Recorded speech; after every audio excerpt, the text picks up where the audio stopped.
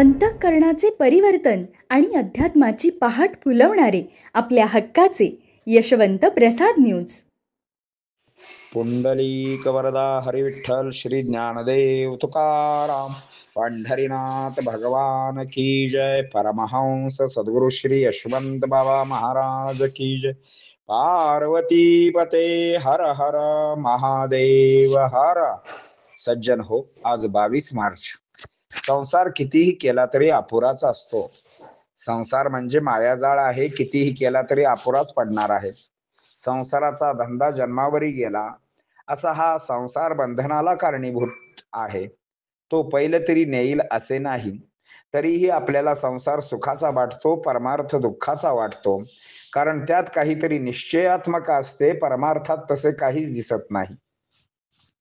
पुढे काही लांब आहे याची जाणीव होत नाही. पण संसारात पुत्रप्राप्ती होणे, सुखप्राप्ती होणे, अर्थप्राप्ती होणे, मानप्राप्ती होणे या गोष्टी काही अंशाने का होईना दिसत असतात. मग आणखी आपण नेटाने संसार करतो. संसारात सुख कसे प्राप्त होईल याविषयी आपली धडपड चाललेली असते. निरनिराळ्या वस्तू, प्रसाधने, सुखसोयी आपण खरेदी करून घेतो आणि आणखी दुःख आपल्या पाठीशी लावून घेतो.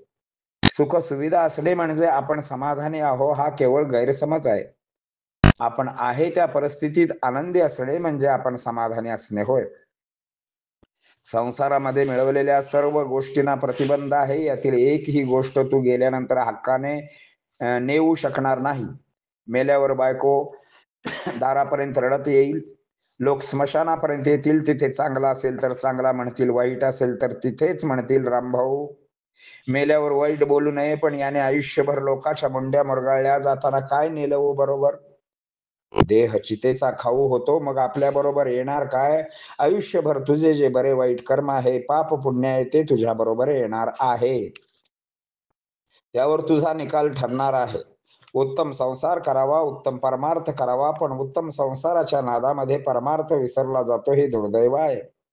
संसारी माणसाने परमेश्वराचे अधिष्ठान ठेवून संसार केला तर संसार देवाचा संसार होतो.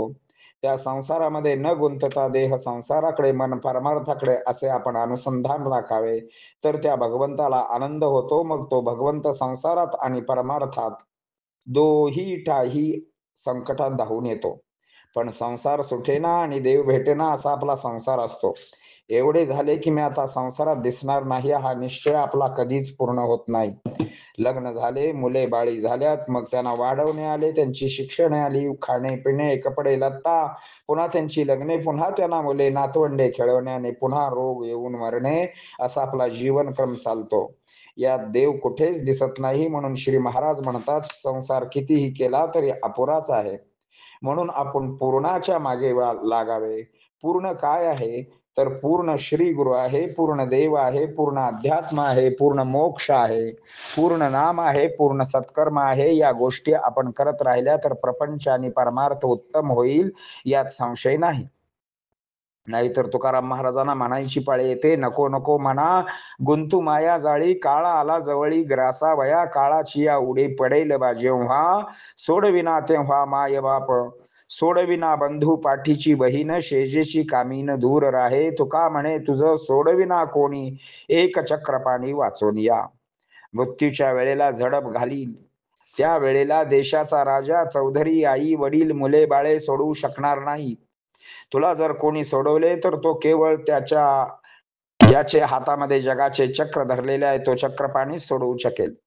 म्हणून वारंवार श्री गुरु यशवंत बाबा संसारातील नश्वरता स्पष्ट करीत असत. पण लक्षात घेतो कोण. नळी फुंकिले सोनारे, इकडून तिकडून गेले वारे, असे ऐकणारे असल्यावर सांगणाऱ्याने का सांगावे. मात्र कठीण प्रसंगामध्ये सोडवण्यासाठी त्यांचे सांगणे असते. कठीण प्रसंगात न मागता मिळालेली साथ नेहमी मोलाची ठरते. जिथे सर्व संपते याची जाणीव होते, तिथे पाठीवर अलगद पडणारा हात देवापेक्षा कमी नाही. वाईट परिस्थिती, कठीण काळ हाच माणसाचा सर्वात मोठा गुरु असतो. त्या काळात एवढे शिकायला मिळते की त्याला ज्ञानाची शिदोरी ती जन्मभर पुरते. आज सोसलेल्या त्रासाचे दुःख उद्याच्या सुखात भर घालत असते. कुटुंब म्हणजे फक्त रक्ताची नाती नाहीत, तर गरजेच्या वेळी आधारासाठी दिलेला प्रेमळ हात. मग तो समाजातल्या कोणत्याही व्यक्तीचा असो की रक्ताच्या नात्यातल्या. भावनांचा आणि वेदनांचा मेळ कधी घालायचा नसतो, कारण त्या ज्याच्या असतात त्यालाच कळतात, मात्र वळत नाही. यासाठी तर श्री गुरु असतात. केवळ ते तुला सत्य सांगतात. त्यांचा यात काय स्वार्थ असतो? त्रिभुवनाचे ऐश्वर्य ठोकरणारे श्री गुरु तुला असत्य सांगून तुझे अकल्याण करून त्यांचा काय स्वार्थ आहे? ते कधीही असत्य बोलत नाहीत. आयुष्यभर सत्य बोलल्यामुळे त्यांना वाचासिद्धी प्राप्त झालेली असते. त्यामुळे ते बोलतात ते सत्य होते. त्यामुळे श्री गुरूंच्या प्रत्येक शब्दाकडे बारकाईने लक्ष द्यावे. त्याला पूर्ण अर्थ असतो. त्यात आपले पूर्ण हित असते. मोक्षाप्रद नेणारे केवळ तेच असते, म्हणून केवळ त्यांचेच ऐकावे. या संसारामध्ये जर तू गुंतलास तर जन्म मरण फेऱ्यामध्ये तू गुंतलास. तुला संसार करायचा आहे ना, तो करच, पण संत सांगतात त्याप्रमाणे कर, म्हणजे आपोआप तो परमार्थ होईल व आपले अंतिम कल्याण होईल. पुंडलिक वरदा हरी विठ्ठल श्री ज्ञानदेव तुकाराम पंढरीनाथ भगवान की जय. परमहंस सद्गुरु श्री यशवंत बाबा महाराज की जय. पार्वती पते हर हर महादेव हर.